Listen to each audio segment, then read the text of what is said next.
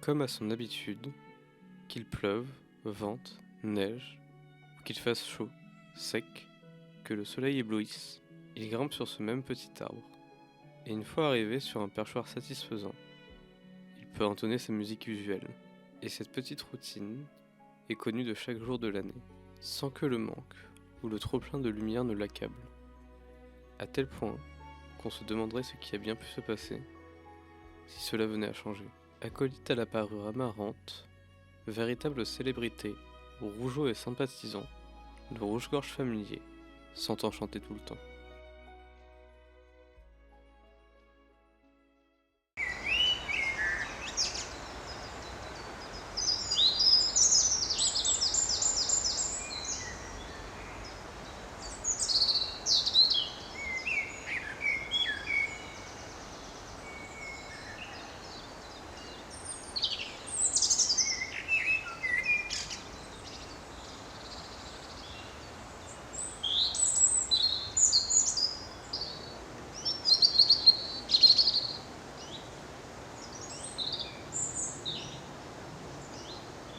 Le rouge-gorge est aussi bien insectivore que granivore. On le retrouve souvent en forêt, mais aussi au contact de l'homme. On le surnomme d'ailleurs l'ami des jardiniers, tellement il a l'habitude de venir se poser sur les bêches en attendant de pouvoir picorer le sol retourné. Le rouge-gorge est très reconnaissable, avec sa poitrine rouge, plutôt orangée, très importante pour les mâles, pour reconnaître leurs rivaux et les intimider.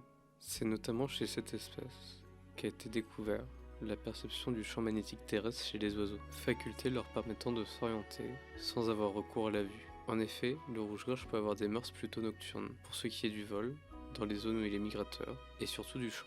L'activité, notamment vocale du rouge-gorge, commençant avant le lever du soleil et se finissant après son coucher.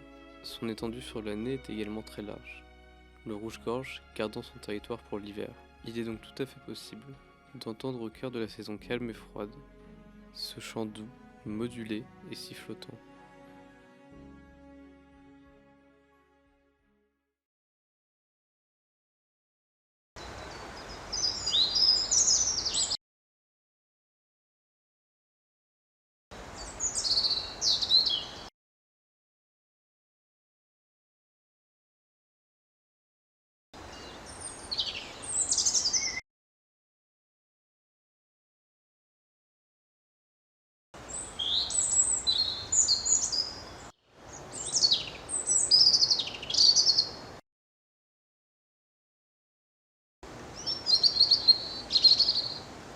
Savez-vous désormais reconnaître le chant du rouge-gorge?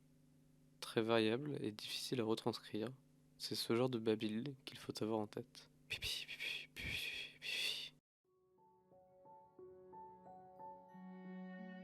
Et pour une fois, on ne parle pas que des mâles, car Madame Rouge-Gorge est tout aussi hargneuse que Monsieur, et elle aussi défend un territoire pour l'hiver, son chant étant tout aussi efficace pour repousser les pilleurs inopportuns.